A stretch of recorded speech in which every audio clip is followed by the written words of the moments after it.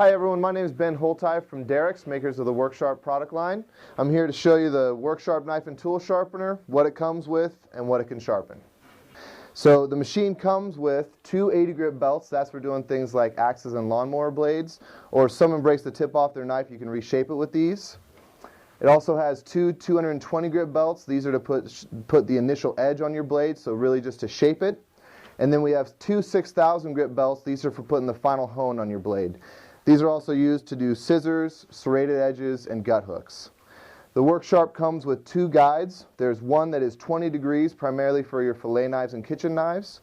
And then there's a 25-degree guide for your pocket knives and hunting knives. This guide also has a 65-degree angle on it, which is what we use for doing scissors. So to sharpen a knife, you take your guide, slide it on over these two bolts, take your blade, place it in the guide, and then start and pull through. So the guide is keeping you at the proper angle, and the belt is accommodating the shape of the blade. So that is the quick gist of how to sharpen a knife on the WorkSharp knife and tool sharpener. We're just honing these because all these are sharp. A lot of people need to sharpen serrated edges, and we can do that on this. Most of the time the back side of a serrated edge is flat. So what we do is come up the back side with the honing belt to flatten the back of the serrated edge to match up with the manufacturer's grind that's put on the front. So that saves time for the user instead of having to use a round file or one of those rods. We can also do gut hooks. Gut hooks are usually a challenge for hunters. People need to use a ceramic rod or a file to get in there. What we can do with the 6,000 grit belt is actually place that gut hook around the belt, turn it on, and it's just flexible enough to accommodate that shape. So you can do that from this side, and then you hop around to the other side to make sure it's nice and even.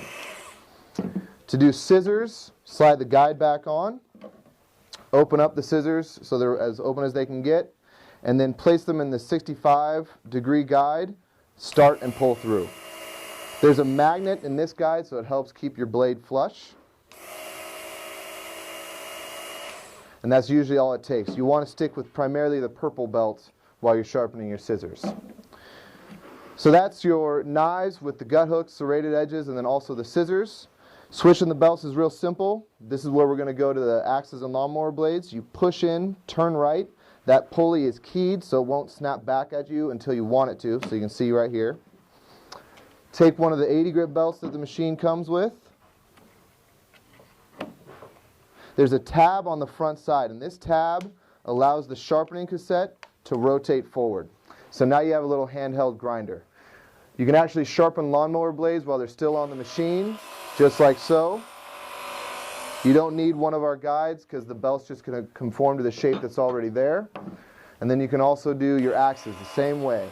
No need for a guide. Just let the belt follow the contour.